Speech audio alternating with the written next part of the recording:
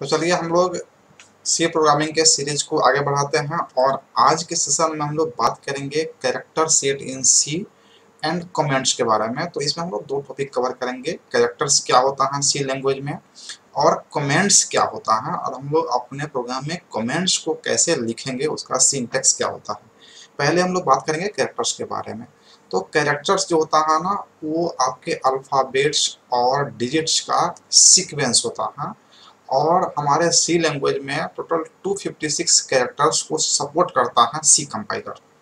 सी compiler 256 characters को support करता है। एग्जाम में आपके ऑब्जेक्टिव में क्वेश्चन बनते हैं कि कितने कैरेक्टर्स वो होते हैं सी लैंग्वेज में, या सी कंपाइलर कितने कैरेक्टर को सपोर्ट करता है। तो वहाँ पे आंसर हो जाएगा 256। सबसे पहले बात करता है कि कैरेक्टर्स होता क्या है सी प्रोग्रामिंग में। तो यहाँ पे कहा जाता है characters are known as building blocks of C program. Building blocks का मतलब आप समझिए कि जब आपको सी प्रोग्राम को डेवलप करना है तो वहाँ पे जो डेवलप करने के लिए जो कुछ भी आप यूज करते हैं वो सब कुछ कैरेक्टर्स हैं। हम लोग सी लैंग्वेज में क्या लिखते हैं, तो कोडिंग लिखते हैं। हम लोग प्री प्रोसेसर कमांड्स लिखते हैं, जैसे हैश हो गया, यहाँ पे इंक्लूड हो गया, इंक्लूड stdio.h। हम यहाँ पे एक लैंग आपको प्रोसेसर ले लिए, उसके बाद यहाँ पे वॉइड मेन यूज किए और उसके बाद यहाँ पे हम लोग कर्ली ब्रेसेस ओपन किए, क्लोज किए। इसमें बहुत सारा सिंटैक्स हम लोग सेंटेंस को, स्टेटमेंट्स को, एक्सप्रेशन को लिखते हैं। तो इसमें हम जो कुछ भी लिखे हैं वो सब कुछ कैरेक्टर्स हैं। जैसे हैश क्या है, कैरेक्टर है। इसमें ये अल्फाबेट्स क्या है, कैरेक्टर है। ये लेस देन का सिंबल, ग्रेटर देन का सिंबल, वॉइड, मेन, ये सब क्या है, कैरेक्टर्स हैं। इसलिए कहता है कि सी प्रोग्राम का बेसिक बिल्डिंग ब्लॉक्स हैं कैरेक्टर्स। यानी कि कैरेक्टर्स को मिला करके ही हम लोग कोडिंग लिखते हैं। आप सिंपल कहते हैं कि स्पेशल सिंबल्स उसमें हो गया, उसके बाद इसमें वाइट स्पेस हो गया, जो भी नंबर्स है आपका 0 से 9 तक वो हो गया, और उसके बाद में स्मॉल लेटर में अल्फाबेट हो गया ए टू जेड, कैपिटल लेटर में ए टू जेड हो गया। यही सब क्या होता है, अल्फाबेट्स होता है। और आप देख पाते हैं कि इन्हीं सबको तो मिला के हम लोग प्रोग्राम को डेवलप करते हैं। तो प्रोग्राम को डेवलप करने के लिए जो आपका बेसिक बिल्डिंग ब्लॉक्स हैं उसे ही हम लोग क्या कहते हैं, कैरेक्टर्स कहते हैं। It is use to write the code of program. Program को लिखने के लिए या प्रोग्राम को कोडिंग करने के लिए हम लोग यूज करते हैं, और वो यूज क्या करते हैं, तो हम लोग कैरेक्टर्स का यूज करते हैं। They include digits. इसके अंदर में क्या होता है, डिजिट्स होता है। 0 से 9 डिजिट्स हो गया, अल्फाबेट्स हो गया ए टू जेड, और कुछ स्पेशल सिंबल्स होते हैं जिसको हम लोग आगे में देखते हैं।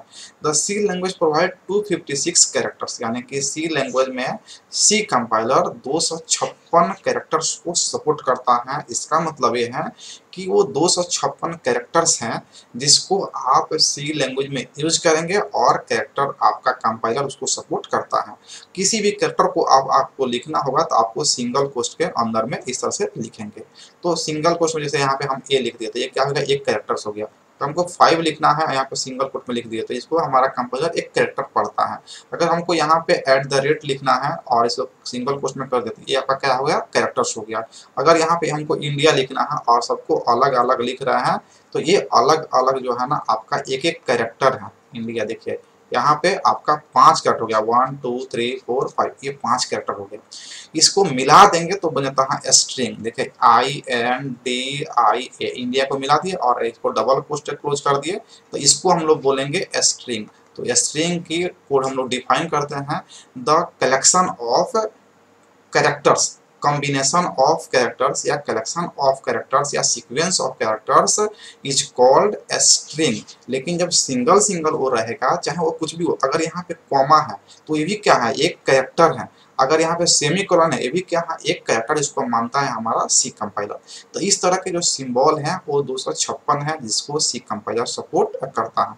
और हम समझते हैं कि कैरेक्टर्स क्या होता है, आप समझ गए हैं। बेसिक बिल्डिंग ब्लॉक्स होता है। जब प्रोग्राम का कोड लिखना होता है तो हम लोग कैरेक्टर्स का ही यूज करते हैं। ये डिजिट्स, अल्फाबेट्स और स्पेशल सिंबल का कलेक्शन होता है, और टोटल 256 कैरेक्टर्स अवेलेबल हैं सी प्रोग्रामिंग में जिसको सी कंपाइलर सपोर्ट करता है।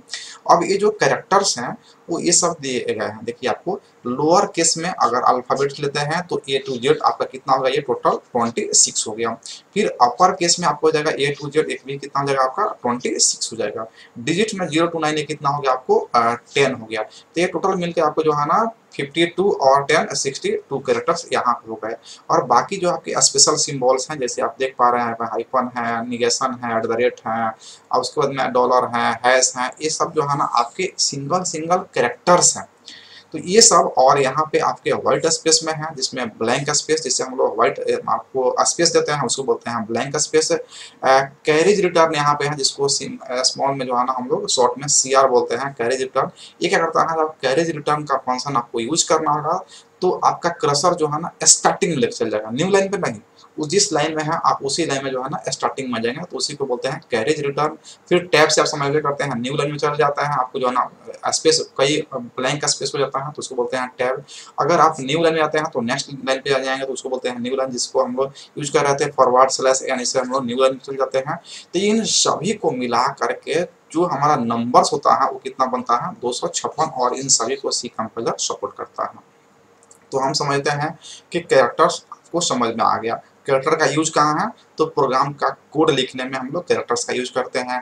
कैरेक्टर्स क्या होता है, तो बेसिक बिल्डिंग ब्लॉक्स होता है। कितने कैरेक्टर्स अवेलेबल हैं, 256 कैरेक्टर अवेलेबल हैं। क्या होता है कैरेक्टर, तो alphabets, digits, special symbol. Objective में आपके क्वेश्चन बनेंगे, which of the following is not a characters. Option में ए में रहेगा डिजिट्स, ऐसा देख लीजिए डिजिट्स। बी में रहेगा अल्फाबेट्स, अल्फाबेट्स। और आपको सी में दिया रहेगा यहाँ पे स्पेशल सिंबल, स्पेशल सिंबल। और डी में आपका जो है ना रहेगा यहाँ पे डी में ऑल ऑफ दी अबव। तो आप समझ पा रहे हैं यहाँ पे आंसर कर जाएगा ऑल ऑफ दी अबव। ये सब क्या होता है, हमारे कैरेक्टर्स के श्रेणी में आते हैं। तो हम समझते हैं कि आप कैरेक्टर को आसानी से परिभाषित कर पाएंगे एग्जाम में अगर पूछा जाए तो। नेक्स्ट हमारा है कमेंट्स। क्या होता है कमेंट्स हमारे सी प्रोग्रामिंग में, तो कमेंट्स हम लोग अपने लिए यूज करते हैं, वो कंपाइलर के लिए कोई मीनिंग नहीं रखता है। यानी कि बहुत बड़ा हम लोग प्रोग्राम का कोडिंग लिखते हैं तो कौन सा लॉजिक हम लोग कहाँ पे यूज कर रहे हैं, किस तरह का कॉन्सेप्ट हम लोग कहाँ पे यूज किए हैं, उसको डिफाइन करने के लिए हम लोग एक लाइन लिख देते हैं। और वो लाइन ऐसा होता है जिसको हम लोग पढ़ के हम लोग उस बेसिक स्ट्रक्चर को समझ पाते हैं कि हम यहाँ पे क्या लिखे हुए हैं, किस तरह का लॉजिक लगाए हैं। लेकिन वो मीनिंगफुल नहीं होता है कंपाइलर के लिए, उसका कोई मीनिंग नहीं कंपाइलर के लिए, इसलिए कंपाइलर उसको रीड नहीं करता है और उसको ये मान के चलता है कि ये बेकार लाइन है, हमको उससे कोई मतलब नहीं है, तो वो यूजर के लिए होता है। यानी कि ये क्या होता है कि C language are used to provide information about lines of code. कुछ लाइन्स ऑफ कोड के जानने के लिए, उसके बारे में इंफॉर्मेशन के लिए हम लोग अपने लिए जो लाइन लिखते हैं उसको क्या बोलते हैं, comments. It is ignored bye compiler. इस लाइन को कंपाइलर के द्वारा इग्नोर किया जाता है, उसका कोई मतलब नहीं, उसको कंपाइल ही नहीं करता है कंपाइलर, तो उसको हम लोग कहेंगे कमेंट्स। लेकिन हम कैसे बताएंगे कि कमेंट्स कौन सा है, या कंपाइलर को कैसे पता चलेगा कि ये लाइन जो है ना आपका कमेंट्स है। तो देखिए अगर हम यहाँ पे लिखते हैं it is my first program, यहाँ पे लिख देते हैं this is my first program. अब इस लाइन को हम लिखते हैं अगर हम अपने प्रोग्राम में, तो इसका कोई मतलब तो नहीं है, तो ये हम लोग लिख रहे हैं अपने लिए। तो हम ये चाहते हैं कि अगर इसको कंपाइल करेगा हमारा कंपाइलर एरर बता देगा, तो हम चाहते हैं कि कंपाइलर इस लाइन को इग्नोर कर दे। तो इस लाइन को इग्नोर करने के लिए हम लोग यहाँ पे फॉरवर्ड स्लैश जो है ना आपको डबल लगा देंगे इसके आगे में, तो इसको कंपाइलर समझेगा कि अच्छा ये कमेंट्स हैं और इसको वो रीड नहीं करेगा, कंपाइल नहीं करेगा, इसको इग्नोर करके वो चला जाएगा। तो ये हो गया। अगर आपको लिखना है इस तरह का दो तीन, एक लाइन का नहीं बल्कि 3 लाइन 4 लाइन 5 लाइन कमेंट लिखना है, इतना कमेंट लिखना है, तो उसके लिए अलग कमेंट्स यहाँ पे फॉरवर्ड स्लैश देंगे, उसके अंदर में एस्ट्रिक्स देंगे, और फिर जहाँ पे क्लोज करेंगे वहाँ पे एस्ट्रिक्स देंगे और फिर फॉरवर्ड स्लैश देंगे। तो ये लाइन, कई लाइन का जो कमेंट्स होता है इस तरह से लिखा जाता है। तो इसीलिए कहा जाता है कि 2 तरह के कमेंट्स होते हैं हमारे प्रोग्रामिंग में। एक तो हो गया आपका सिंगल लाइन कमेंट और दूसरा हो गया आपका मल्टीपल लाइन यानी मल्टी लाइन कमेंट। तो सिंगल लाइन कमेंट्स के लिए हम लोग इस सिंबल को यूज करते हैं और मल्टी लाइन कमेंट्स के लिए हम लोग इस तरह के सिंबल का यूज करते हैं। यहाँ पे जो हम लोग लिखेंगे ये मल्टी लाइन का कमेंट देगा। और यहाँ पे जो लिखेंगे वो सिंगल लाइन का कमेंट आएगा।